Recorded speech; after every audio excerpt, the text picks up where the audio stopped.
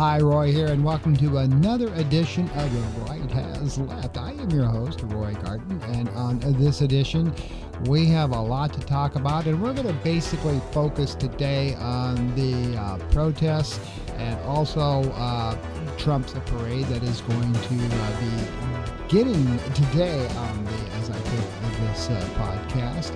And so let's go ahead and get into it because I really am amazed by about all the things that are going on in this particular Saturday as I tape this podcast. The reason that I'm focusing on all this is because there's been a lot of stuff going on, especially some of the defiance that we have been seeing with the Trump administration. Now, before I begin, I do want to emphasize that I am all for the safety of law enforcement, the National Guard, as it pertains to, really violent protests. And they have to be safe, just like the protesters. So, but there is a lot of, for lack of better words, verbal suggestions, body movement that say, we're going to really take you down if you even begin to show any kinds of signs of violence, especially on this day where we're going to have national protests across the country with no King's Day. But before I get into that, let's start getting into some deep dive of some of the things that I really want to talk about. Now, thousands of people nationwide have shown up at demonstrations and rallies opposing immigration and customs enforcement raids, as we have seen. And, all for that. That's what people's First Amendment rights are. But dozens have been arrested or detained in several cities, including Seattle and New York, as ICE officers carried out raids this past Friday at 3 locations, specifically Los Angeles, as we have seen on the national news. And yes, some violence have broken out there. Dozens of people were taken into custody. Now, California Governor Gavin Newsom has called the raids chaotic and federal sweeps that aim to fill arbitrary arrest quota, which is true. It has been no secret that the Trump administration said that they want to arrest 3,000 people a day, and he has said that. And it's basically, what are you going to do? Newsom knows that, and so does everybody else. The department called California's legal effort to block the Trump administration's from sending the military to deal with protesters in Los Angeles a crass political stunt, and that is true. Newsom has filed, paperwork to say that he wanted this stuff stopped. Now, what has been going on here is the fact of the matter is that things have changed since then. Now, we all know that Donald Trump, in recent news that we have just seen here, has said the following, I'm going to start backtracking just a little bit about some of this immigration stuff that's been going on. Now, what Trump has said is that he now feels that, immigrants that are working in the farm industry and hospitality and in retail, maybe they belong here. And so I'm going to back off on that, doing raids with hitting those particular types of industry. And maybe they do have a place in our society to work. So Trump has backtracked a little bit about that since Newsom has filed that paperwork. Also, the National Guard is scheduled to leave the Los Angeles area. So he says. So we'll have to wait and see and find out about that. Troops in Los Angeles and Texas are still there presently, but, in California, they're supposed to be leaving pretty soon. President Donald Trump and Defense Secretary Pete Hegseth authorized the deployment of about 700 Marines and more than 2,000 National Guard troops to Los Angeles. Now, speaking of Marines, they have, and this is kind of scary, they have actually done their first detainment. This is not an arrest. Marines have no arrest authority, but they have detained their very first U.S. citizen. Take a look at this. I freaking was trying to go to the VA, and was trying to go across, and they told me to stop first. And of course I complied when I crossed the first checkpoint, and they told me to basically get down on the ground. Nothing wrong, just basically comply to everything they were saying. And it's just, we're at a worst time, worst situation where people are becoming more aggressive with what's going on, right? But as long as you feel like complied and everything worked, everything's natural, we're good and okay, and now I'm free to come back home. But the VA is closed. So everyone needs to know the VA is closed right now. The first time I wanted to cross under the yellow tape just because I didn't want to go all the way around. They told me to basically go back. I went back to the first checkpoint, and that's when they thought I was basically trying to do this again and become more aggressive, because you've seen other protesters been going more aggressive. So as you can see, that is the first time in recent U.S. American history that something like that has happened. Now, of course, the individual speaking, kind of said, yeah, that's on me. I didn't know that, the Veterans Affairs Office was closed and blah, blah, blah, blah. But still, to see something like that happen is a little bit scary. Now, let's move on to some other things that have been going on here just recently. And yes, Kristi Noman. There has been a lot of stuff in the news with her recently, and the news on that has been, the fact of the matter is that yes, we have a little battle going on, and that is between Kristi Noman and U.S. State Senator from California, Alex Padilla, excuse me. And what has been going on there is, the fact of the matter is that we had a little incident. Take a look at this. Have placed on this country and what they have tried to insert into this city.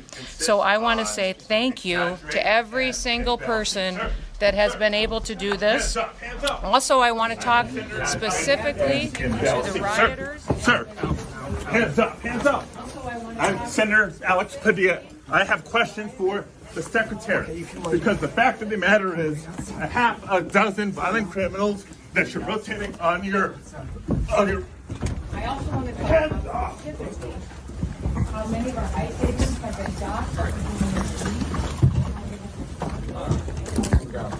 On the ground. On the ground.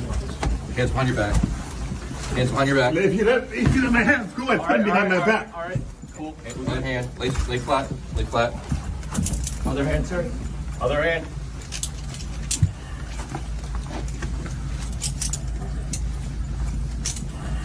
There's no recording allowed out here. I did not know. There's no recording allowed out here per FBI regs. So what, I'm sorry? There's no recording allowed out here. That's my boss. I have to There's no record recording everything allowed for out us. here. You can record. There's no recording allowed out here. I'm not a member There's of the no press. recording allowed. I understand that, sir. Good afternoon, everybody. I'm Senator Alex Padilla. You guys have some questions. I'm going to read a brief statement. I will not be taking questions, but allow me to read my statement. I'm here in Los Angeles today, and I was here in the federal building, in the conference room, awaiting a scheduled briefing from federal officials as part of my responsibility as a senator to provide oversight and accountability. While I was waiting for the briefing with General Guillot, I learned that Secretary Noman was having a press conference a couple of doors down the hall. Since the beginning of the year, but especially over the course of recent weeks, several of my colleagues have been asking the Department of Homeland Security for more information and more answers on their increasingly extreme immigration enforcement actions. And we've gotten little to no information in response to our inquiries. And so I came to the press conference to hear what she had to say, to see if I could learn any new additional information. And at one point, I had a question. And let me emphasize, just as we've emphasized the right for people to peacefully protest and to stand up for their First Amendment rights, for our fundamental rights. I was there peacefully. At one point, I had a question. And so I began to ask a question. I was almost immediately forcibly removed from the room. I was forced to the ground, and I was handcuffed. I was not arrested. I was not detained. I will say this. If this is how this administration responds to a senator with a question, if this is how the Department of Homeland Security responds to a senator with a question, you can only imagine what they're doing to farm workers, to cooks, to day laborers out in the Los Angeles community and throughout California and throughout the country. We will hold this administration accountable. And we'll have more to say. We'll have more to say in the coming. Padilla was forcibly removed after he interrupted a Los Angeles press conference immigration by Homeland Security Secretary Kristi Noman. And as you saw from the video, he got roughed up a little bit. And what has been so, for lack of better words, lies is Kristi Noman says, well, I didn't know who he was. I don't even know the senator. He did not request a meeting with me or to speak with me. So when I leave here, I'll have a conversation with him and visit and find out really what his concerns were. I think everybody in America would agree that that wasn't appropriate. That if you wanted to have a civil discussion, especially as a leader, a public official, that you would reach out and try to have a conversation. If you got a director of Homeland Security like she is, and she doesn't know who her congressional delegation is in both the House of Representatives and the U.S. Senate, something's wrong. But as you know, Trump has appointed a lot of people with absolutely zero government experience. And so it doesn't really surprise me that maybe she doesn't know who these people are, because she, stands up there with her little hat and long flowing brown hair and just smiles and, and goes out and just basically carrying out Trump's agenda. We're going to be tough and by God, look at this, and we're going to not put up with anything. So, and Patello, he was a little surprised by that. And not only that, now you got Mike Johnson and everybody else saying, we need to, censor him for all this stuff. And he was just frustrated, and to say he doesn't know who he is when he was basically shouting there, as you saw the video,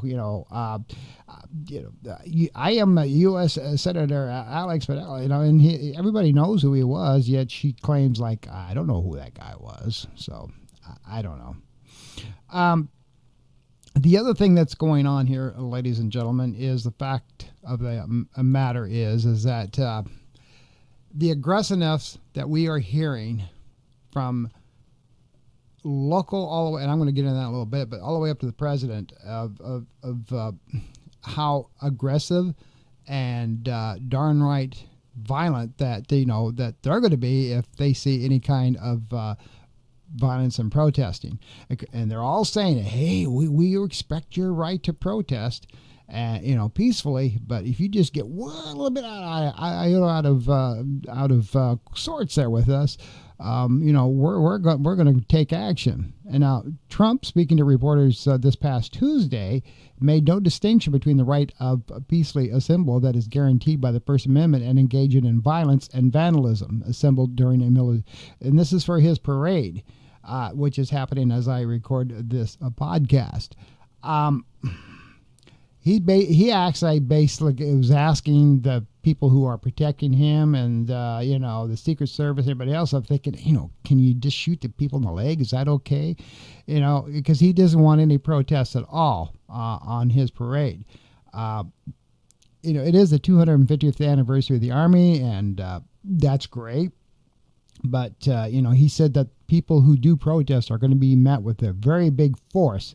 This is a dark warning that made no distinction between peaceful demonstrations and violent confrontations in remarks from the Oval Office before he left for North Carolina, which he was going to talk about events at Fort Bragg. And I'm going to get into that in a minute, too, because that was, for lack of better words, a big farce. Now, what is sad here is, he pardoned thousands of people with the insurrection against the Capitol when he found out he didn't win his next term there. That was okay. Those people are patriots that stormed the Capitol and officers died and stuff. But people who protest, well, he's now in office. Well, by God, you can't do that. I'll make sure that you're going to be taken care of. So it's what's good for the goose is good for the gander. He was boasting about the amazing day he's planning for today, and of course it may rain on his parade literally because the weather's not supposed to be too good. But he said that any demonstrators would be dealt with harshly. For those people that want to protest, they're going to be met with very big force, Mr. Trump said. And I haven't even heard about a protest, but this is people that hate our country. So if you exercise your First Amendment rights, which is no King's Day today, you hate your country. But those people that stormed the Capitol when they found out that they thought the election was rigged, did they hate their country? That was okay. See, he doesn't understand the difference here. But he wants to meet them with very heavy force. So we're going to have to see what happens on that with these people that do protest. He just lacks a lot of, critical thinking skills. But, most people in his office today, that's what we're kind of seeing. He also went on to claim that the people in Los Angeles that were protesting without any evidence, he said that they were paid insurrectionists, that people out there who were causing the violence, they were paid to do that. And that Los Angeles was under siege and that they were going to burn the whole city down. That's why he had the National Guard and the Marines there, because while there were isolated incidences, 95% of the protests that went on there were peaceful. There was actually scenes and videos where the police officers from the Los Angeles Police Department were actually shaking the hands of the protesters that were protesting peacefully, and that there was actually hugs and stuff, and there was actual video and images of that. So 95% of the protest that was happening was peaceful. And of course the media picks up on the ones that were violent. And yes, there was some violence that occurred. I'm not going to deny that. Very transparent. But to say that the whole freaking city was under siege and people were being killed and they were paid insurrectionists, Trump again, he likes to say things and expand things out that aren't actually true. And of course, with the military and the National Guard there, that did inflame tensions, as it always will be. So, what do there's the things that you're going to see on that, in the media, is going to make you think that what you're seeing there is going on all over the place, and that's not true. Because you can't make any distinction between the right to peacefully assemble that's guaranteed by the First Amendment and engaging in violence and vandalism, which of course is not guaranteed, and yes, that should be handled by the law, and I'm full in favor of that too. I'm not endorsing violence and protests. Sometimes people take things to the extreme because nobody's paying attention to them, and that's all the peaceful demonstrators exercising their First Amendment right. They just want to be heard. A lot of times people just ignore them. So going back to this parade today, which is the 250th anniversary of the Army and Trump's 79th birthday, which he thinks is more important than the military, progressive groups are organizing demonstrations as they are across the U.S. with no King's Day protest, which is also happening here in Florida. And like I said, I got some news on that as well. So, what the media is going to cover is probably both. They're going to cover some of the parade and they're going to cover the protest as well. But what's been concerned about this whole thing with this parade and with Trump's birthday is the amount of money that has been spent on that.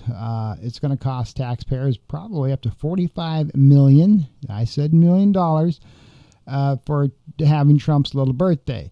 And there's been a lot of people that have been upset about this because we have never had a military parade with the president sitting there, on his big little grandstand that was built for him, waving and sitting there with his arms crossed like he is, some king like you see in North Korea or like you see in Russia. We have never done this, but he wants this done. And the first time he tried to do this in his first term, it was voted down because there was a little bit more control with the House and the Senate with the Democrats there. They thought it was a waste of money. So it's just, I don't know. It's scary. And this is what I want to talk about today for my top story on my podcast here is what could you really do with $45 million? And this is what I want to discuss. If you're going to spend $45 million plus for a parade and plus the cleanup, plus fixing the streets from the tanks crossing over it, you could buy 14 million lunches for high school students with the School Nutrition Association's national average for the price of high school lunches at $3.20. And of course, as you know, Trump is cutting all of that. Funding for Medicaid coverage for almost 6,000 eligible people for a year you could do with $45 million, which Trump is cutting Medicaid. For children alone, close to 14,900 could be covered with that.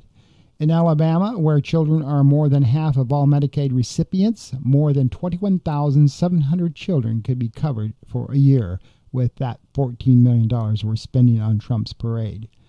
And those figures are based on KFF data that shows Medicaid spending per enrollee in 2021 was $7,593 for all eligibility groups, $3,023 for children, and $2,069 for children in Alabama alone.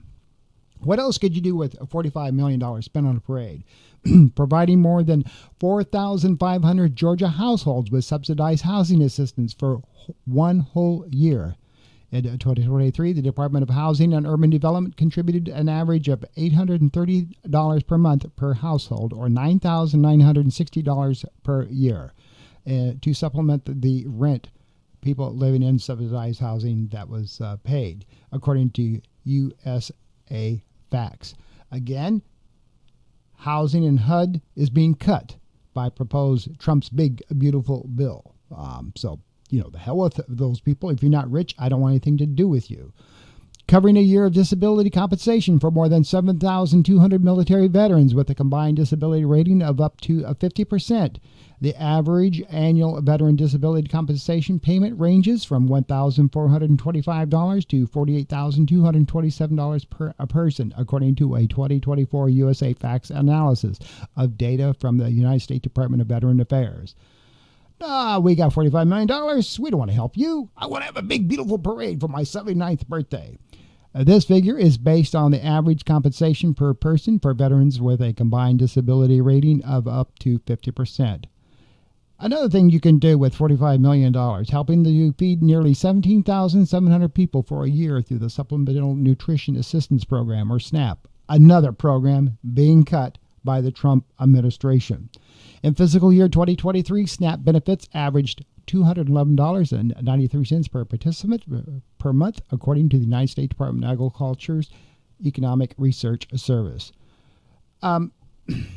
So, again, what I just talked to you there about, $45 million for an hour parade so Trump can sit up there with his arms crossed, just looking like I am the king. You know, if they can do it in North Korea and have big military parades with tanks and jeeps and soldiers marching, and like we've seen in 1939 Germany with the soldiers walking by, with their salute to that man with a little mustache. That's what Trump likes. It makes him feel big. It makes him feel important. Again, even the 250th anniversary of the United States Army, this is all being subdued by Trump being there, okay? Because they want everything to focus on him. And I can tell you right now, whatever media may cover the parade and showing Trump, I'm sure the protests are going to be shown too with, No King's Day. Again, our people's First Amendment rights to do so. So, it is absolutely amazing how you can spend all of this money on something like this and not be affected by it. So I don't know. Folks, this stuff is absolutely amazing. Trump is also tearing up portions of the Rose Garden, which is maintained by the National Park Service, And why is he tearing up the Rose Garden sections of it? Is because he wants to put American flags all along there. Like we've already got a flag on top of the Capitol building and in that area, but he wants more flags surrounding the White House. So to do that, he is going to tear up the Rose Garden. So it's the Rose Garden has been there for decades and decades. And but he's also going to put a mural up of pictures of himself around the White House. He's going to do that as well and have a lot of that in gold flake along there. So folks, it just amazes me about some of the crap that we see going on here. You look at this stuff and you're like, why are we doing this? And the question is nobody knows except Donald Trump. Moving on. Now, I was talking earlier about what was going on in with that Fort Bragg rally.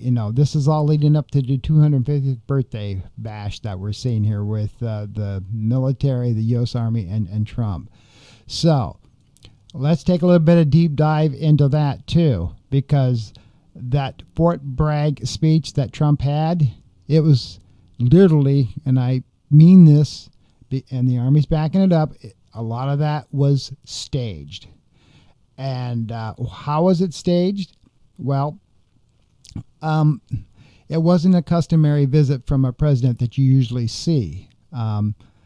He gave a big speech with a lot of partisan politics, condemning the Democrats and, getting jeers from all those soldiers that was behind his podium, and a lot of sarcastic looks from Trump as he attacked his political foes and whipped up boos from those soldiers. And why did he, pick up boos from those soldiers? It was because they were all hand-picked before the event even began. And also, there was a merchandiser from Oklahoma selling merchandise to those same soldiers. And some of that merchandise said white privilege on it and things like that. So, yes, before the event even began, it was made very apparent, and this is all in military.com if you want to read this, and the military.com talks a lot about our veterans and our soldiers, that the whole event was tightly orchestrated just to make sure that Trump was shown in a positive light. All of those soldiers were handpicked to make sure that they were Republican, that they were fit, no heavyset soldiers, and that they all supported Donald Trump's politics. So that's why you saw a lot of the cheers and, you go Trump, is because every one of them was hand-selected to be visible on the cameras. And you noticed almost all of them were male soldiers, no female soldiers. And the thing said on Trump's agenda, on his pre-planning, that there was to be no fat soldiers. And this was all also done by Pete Hegseth, and that their views all aligned with Donald Trump. So that's why you saw that. And as for the merchandiser from Oklahoma, he sold a lot of stuff that was like white privilege and everything in the way of Donald Trump with his image on it. Of course, when the Army was asked about all of this, they declined to comment. One spokesperson said they would check up on the merchandiser selling stuff because that wasn't supposed to happen. But as for the rest of it, no comment. We don't know what's going on there. So, to have pop-ups at a military event and to have soldiers that were specifically picked and have people selling stuff with Trump's everything and white privilege and giving that out. This is what our, a military is coming down to. It's again, folks, why do we have this stuff going on is beyond me. It's so freaking scary. It really, really is. And this brings everything back to home here in Florida. As you know, I live here in Florida, and I am just a stone's throws away from Brevard County. And right now, as there's going to be thousands of Floridians expecting to be on the, No King's Day National March as well, too, here with, rallies and having their voices heard. But our wonderful Governor Ron DeSantis, who, by the way, is still under investigation for that $10 million that he gave to his wife's charity, and he is told that the Orlando Sentinel was supposed to cease and desist and not do any further investigations. And of course, the Orlando Sentinel said, "Not on your life. We're going to continue to investigate what all this money is doing." But DeSantis said in a presser that drivers will not be at fault if they decide that they want to run over protesters if they block their vehicles, and if they do run over any protesters and kill them, that's okay. You go right ahead and do that. When he was interviewed in a podcast episode, he said, drivers have the right to defend themselves in Florida, and so if you decide that you're going to run over people, that's okay. You won't be prosecuted. He went on to say that you have a right to flee for your safety, and if you drive off and if you hit one of those people, that's okay. So, sorry that it happens, but yeah, that's what Governor Ron DeSantis said, that he's endorsing, as I'm going to show you in another clip, about here in Florida. Our folks are they're going to have their rights, since if the protests remain peaceful, that's okay. But if you you get a little violent there and you're going to block cars, go ahead and run over those protesters. One Democrat Florida Senator, Shervin Jones, who represents the Miami Gardens district and other sections of North Miami-Dade, he says, so can an individual who's just standing there and something breaks out of, something happens and they're just a bystander, they can be arrested? Or if a guy in a car decides he's going to go ahead and run over protesters, is that okay too? What are we going to do here? This made national news, here in Florida, where, they've lowered the age where 18-year-olds can now carry handguns, and you don't need a permit, that anybody can be packing and it's okay. If people have the right to defend themselves, I get that. I really do. Again, I say, if protesting gets out of hand and it gets violent, people got to protect themselves. But to for our governor to say, if you're in a car and the protester is blocking your vehicle, it's okay to run them over, and if you kill them, you won't be charged. It's on you. That's fine. And the last thing I'm going to say on this podcast is this clip that I'm going to show you now is just, I said, right up of the Brevard County line where I broadcast from is just a couple of miles. So Brevard County Sheriff Wayne Ivey, whom when I used to live in Brevard County, I personally know, and he loves to grandstand. He's a very guy that loves the attention on himself with his, Wheel of Fortune thing that he does, where he shows a criminal of the week and all that. Wayne Ivey has become a kind of a national icon. Anyway, so he did a presser too with his advice on this No King's Day protest. If you want to protest peacefully, that's fine. But if you start throwing a bottle or something at my deputies, or if you don't obey the law, we're going to kill you. Did he really say that? Watch. I want to define a couple things, and our general was very kind in how he said things. I'm not as usually as elegant in how I say things, so I'm gonna first say that peaceful protests are part of our democracy. We invite people to share their opinions. That's what our country is all about. The key word in that is peaceful, and if it's peaceful, us in law enforcement are going to make sure you have a safe environment to do it in. That's part of that process.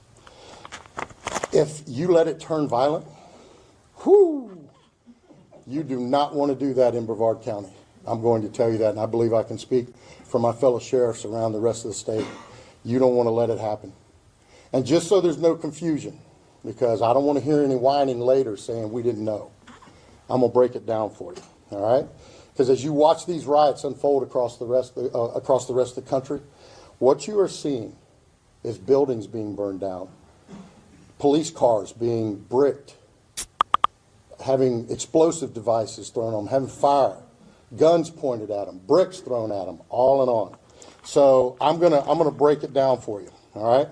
And if somebody wants to know what I mean by turn violent, all right, this is what I mean.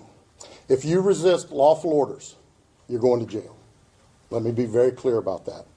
If you block an intersection or a roadway in Brevard County, you are going to jail. If you flee arrest, you're going to go to jail tired, because we are going to run you down and put you in jail. If you try to mob rule a car in Brevard County, gathering around it, refusing to let the driver leave, in our county, you're most likely going to get run over and dragged across the street. If you spit on us, you're going to the hospital and in jail. If you hit one of us, you're going to the hospital and jail, and most likely get bitten by one of our big, beautiful dogs that we have here. If you throw a brick, a firebomb, or point a gun at one of our deputies, we will be notifying your family where to collect your remains at, because we will kill you graveyard dead. We're not going to play. This has got to stop.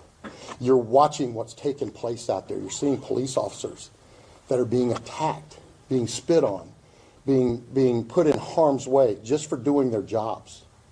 You're seeing ICE agents that are being targeted for doing their jobs. And you're seeing obstructionists that are doing all of this, standing in the way of law and order.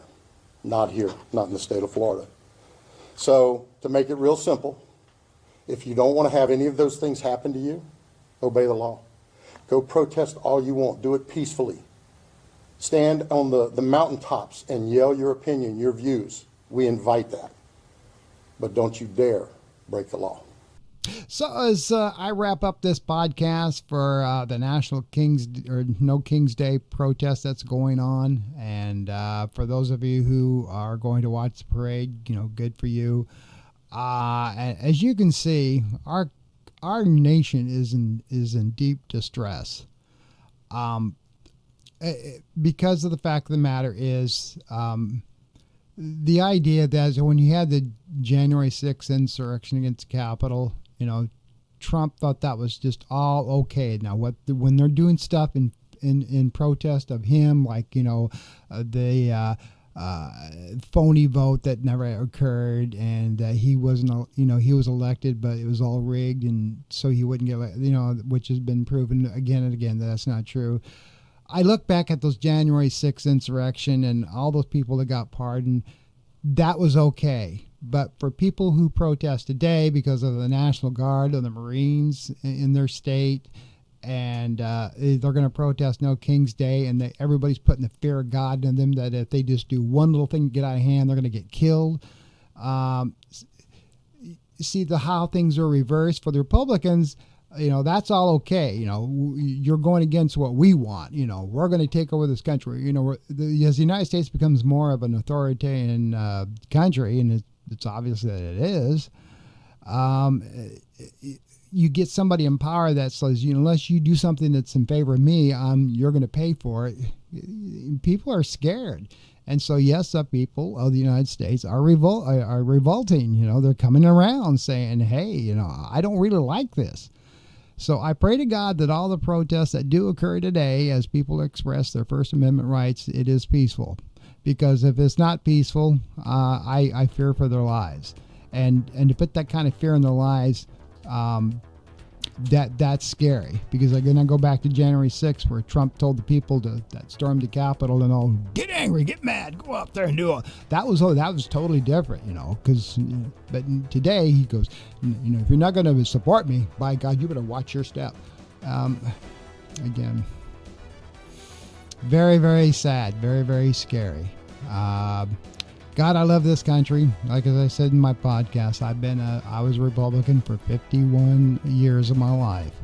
And And I supported Donald Trump on his very first election until he was in office for about 6 months, and I saw what kind of a guy he was becoming. So you've seen a lot of Republicans, drop the party affiliation. They become independents or Democrats, and it's sad, and especially what we got today.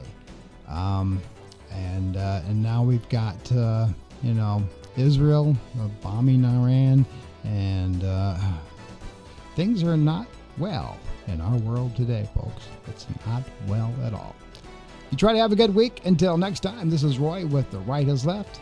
I thank you for joining my podcast. Look forward to your comments. Try to have a good week. Take care.